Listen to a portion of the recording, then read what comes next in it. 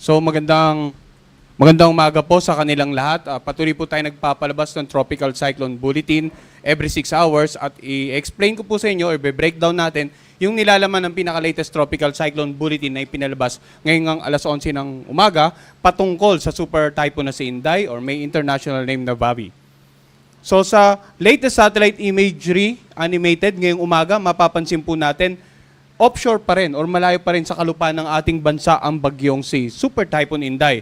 Pero mapapansin natin na patuloy itong kumikilos, yung mga outer cloud bands nito, bagamat manipis dito sa portion, ay nahagip na ilang bahagi ng ating bansa. At kanina alas 10 ng umaga, ang Super Typhoon na si Inday ay tinatayang nasa layang 1,270 kilometers ang layo, east of northern Luzon.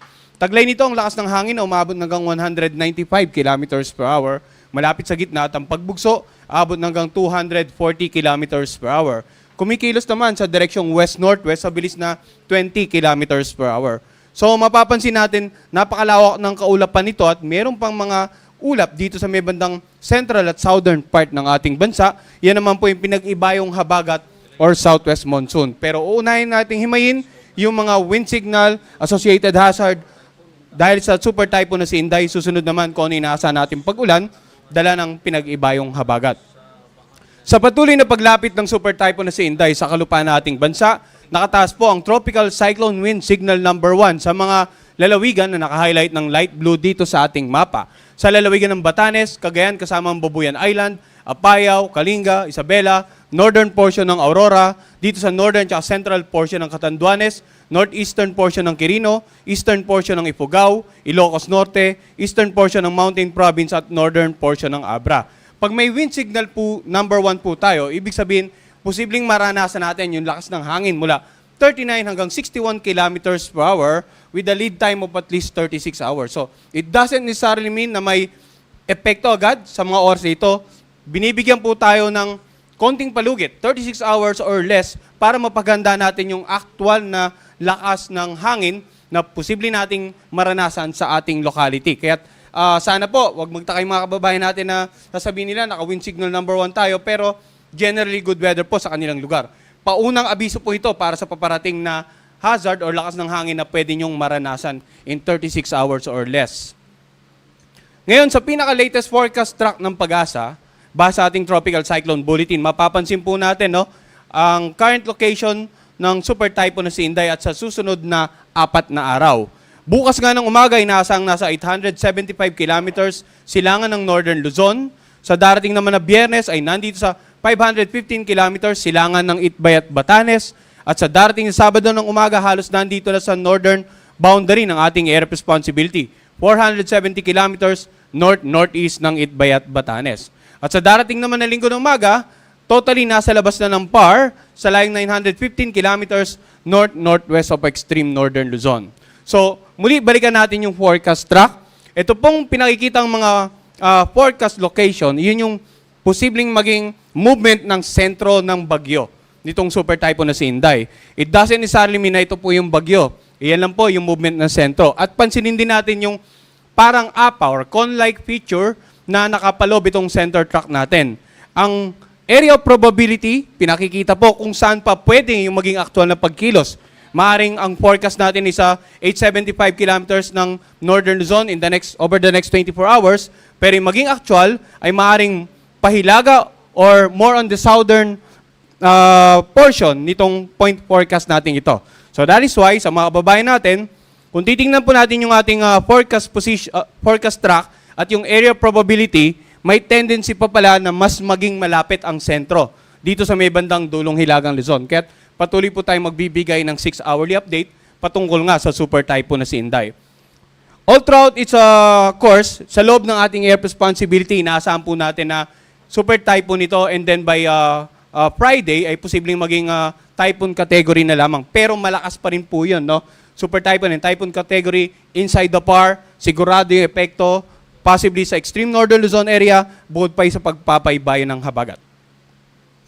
Then, uriratin naman natin or usisahin natin yung posibleng maging pag-ulan in the next 24 hours, yung pinag-ibayang habagat dito sa may bandang Mindanao area, no? Dahil napakalayo pa ng bagyong si Inday sa ating bansa, yung pinag-ibayang habagat, yung pinakita natin na kaulapan sa Mindanao, posibleng magdulot ng mga pag-ulan around 50 to 100 millimeters of rain dito nga sa Sultan Kudarat at Sarangani. Simula po ngayong araw hanggang bukas ng tanghali. Samantala, bukas ng tanghali hanggang sa darating na Biyernes ng tanghali, makikita natin from Mindanao area, nagkaroon na tayo ng mga significant amount of rains dito sa Western Visayas at Palawan area. Dahil gradually, yung epekto ng habagat, inaasa natin dahan-dahang mag-oscillate or mag-shift towards the central and the northern part of the country. And then, pagdating naman ng Friday afternoon to Saturday afternoon, makikita nga natin or mapapansin natin sa ating mga mapa, bukod sa may ilang bahagi na ng central and southern Luzon ang may posibleng makaranas ng habagat, including Metro Manila, meron na rin po tayong mas mataas na value, no? 100 to 200 millimeters of rain, inaasahan dito sa may bandang Occidental Mindoro, lalawigan ng Antique. Samantala, 50 to 100 millimeters of rain sa mga areas na naka-highlight ng yellow, including Metro Manila.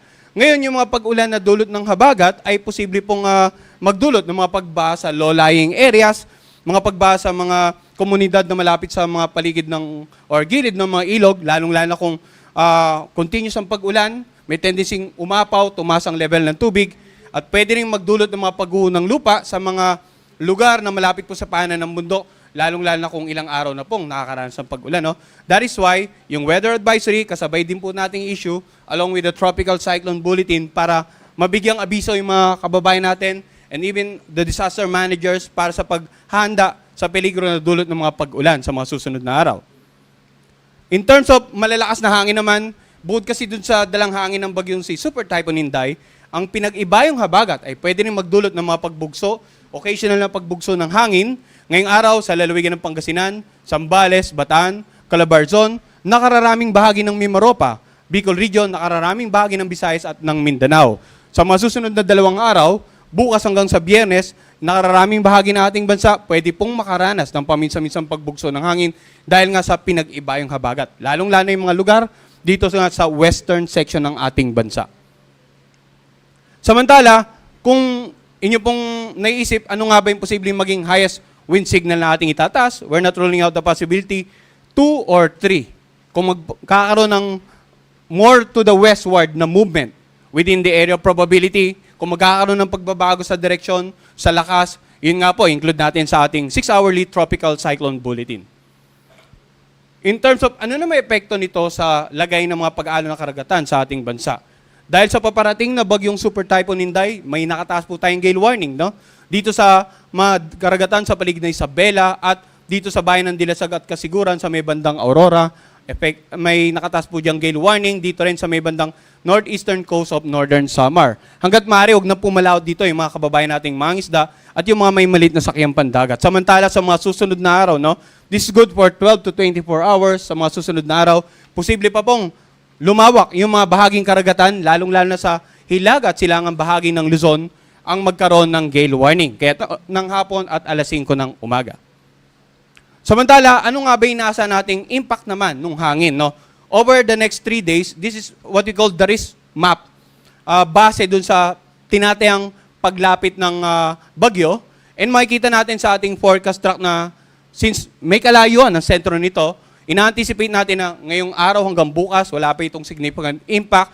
Pagdating ng Biyernes, ito pong dulong Hilagang Luzon, di Batanes Group of Island, Basco, Itbayat, Ivana, Mahataw, Sabtang, Uyugan, yung mga kabayanan po dyan ay posibleng makaranas ng minimal impact.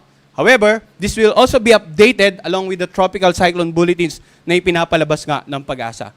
Ito po, zoom out lang natin yung Batanes area. At yun nga, binanggit nga natin na yung possible effect ay sa darating pa na Friday, yung impact.